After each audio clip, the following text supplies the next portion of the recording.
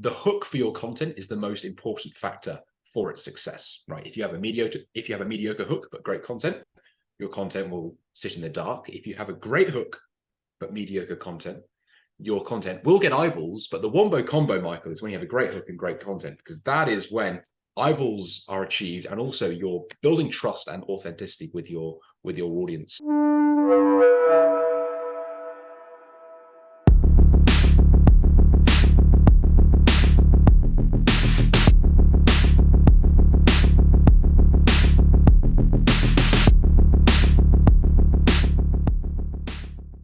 All right, this is another edition of the Founders Pack Form Your Own Pack podcast. My guest today is Alex Banks of Tribescaler. Alex, how are you doing today? Michael, it's a pleasure to join you. I'm doing very, very well. That is great. All right, so for people that don't know, who is Alex and what is Tribescaler? Sure. So as you mentioned, my name is Alex Banks, and at the moment I'm building Tribescaler, essentially to build the first digital second brain powered by AI to augment human creativity. We've been doing that since the middle of September last year. And on the side, I also write a bit of a newsletter called Through the Noise, where we explore topics inside of tech and AI each week. Terrific. All right, so maybe let's expand a little bit on Tribescaler, because that's a pretty big statement, and we see a lot of AI stuff that's coming out there, including stuff from OpenAI.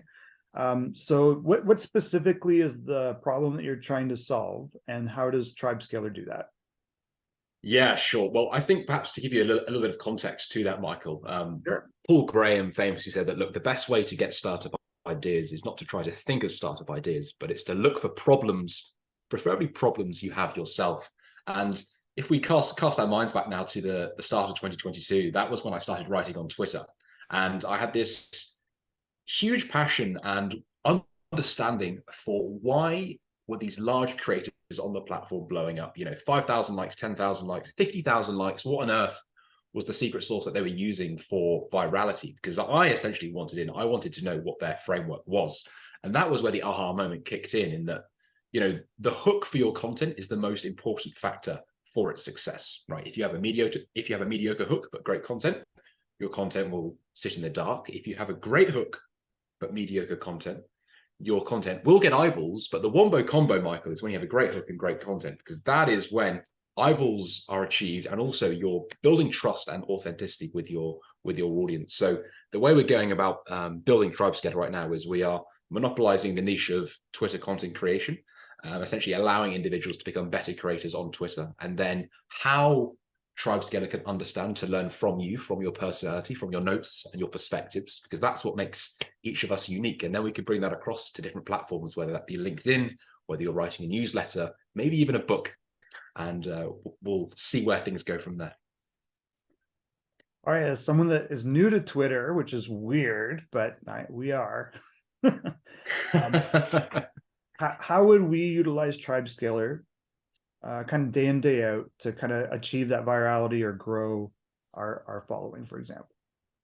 Sure. So one of the central products inside of Tribescaler is something called the Hook Lab, which we're going to be releasing shortly, essentially to craft a great hook for your content, which is what I mentioned previously there, Michael. So what you can do is you can spar with the product using, new ideas. Perhaps if you have an inkling of something that you want to write about, but you're not quite sure, you can enter some keywords, some key phrases, and you can spar with the AI as to topics that you can think about writing.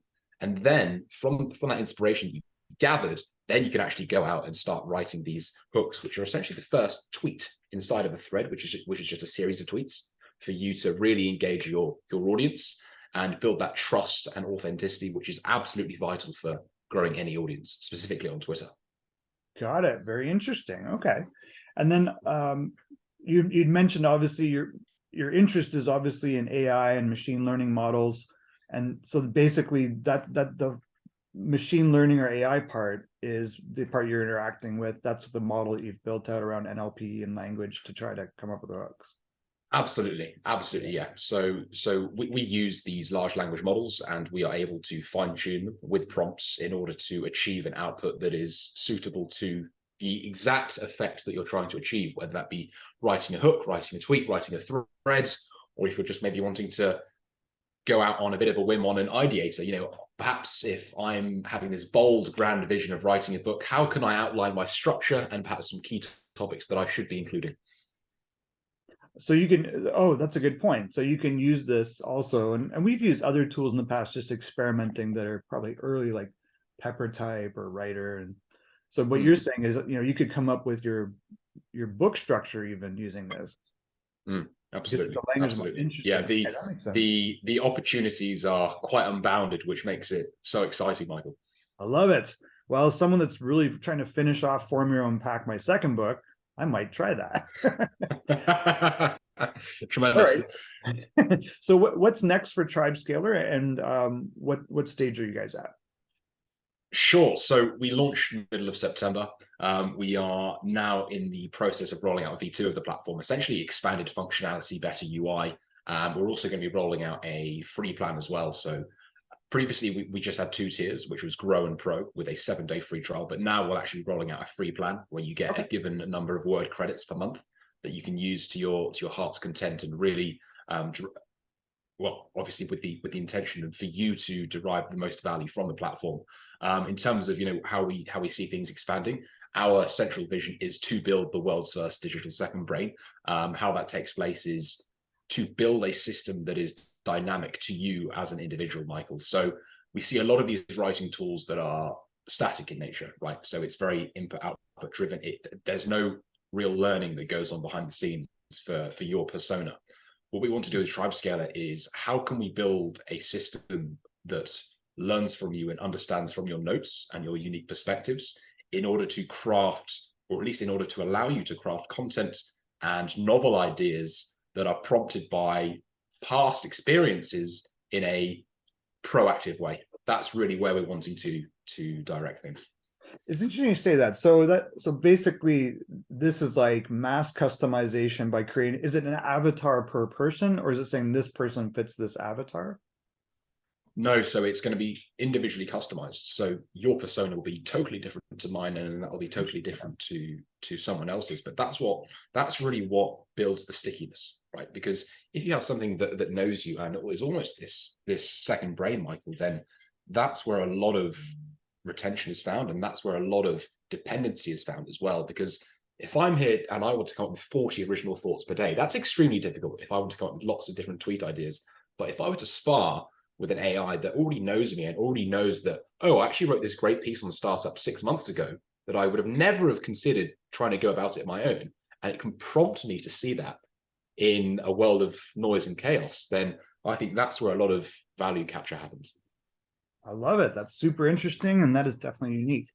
Because as you say, anything I've seen in the past has been more, this part of my app does this and it does it consistently, but people get concerned because you'll lose their voice in the writing almost. Totally. Right?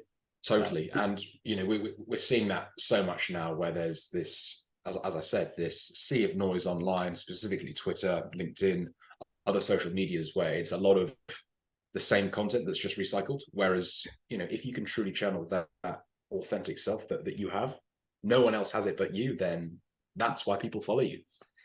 I love it.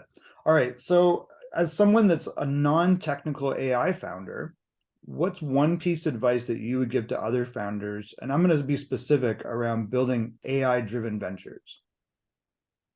It's a little tough question.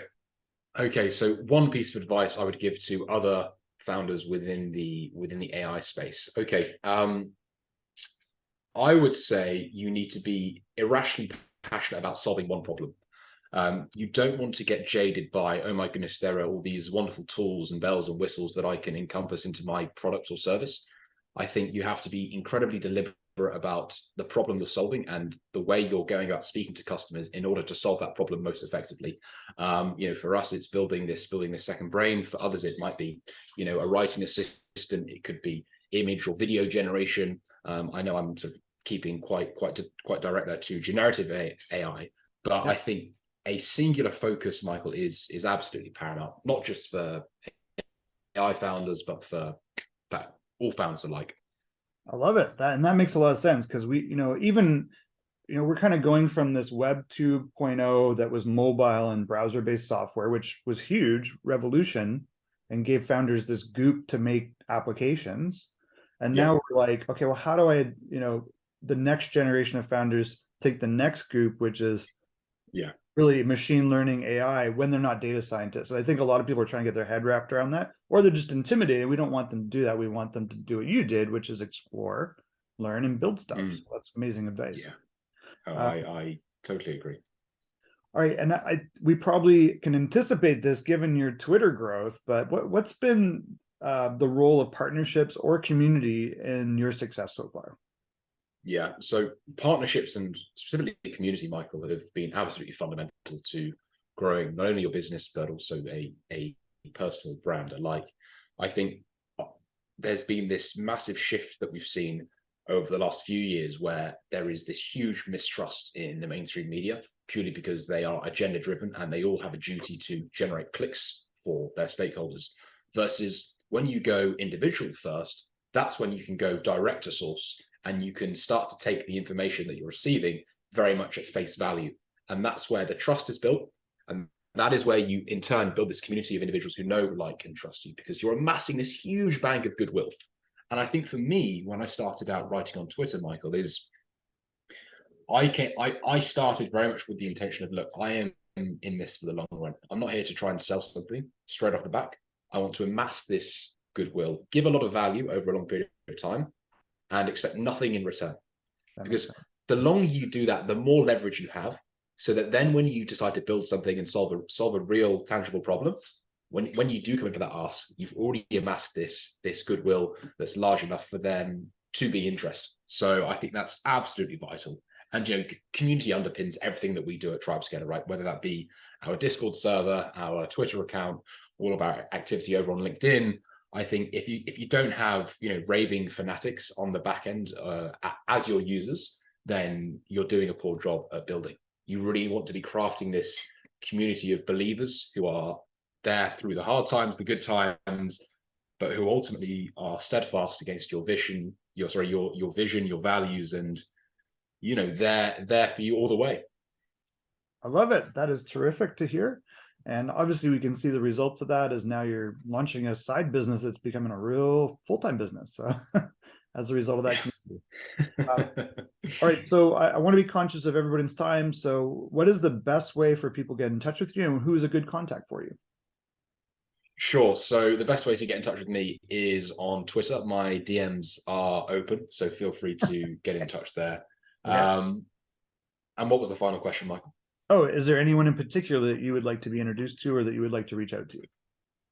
Oh my goodness. Other exceptional founders and builders within the sphere of AI. That would be absolutely terrific.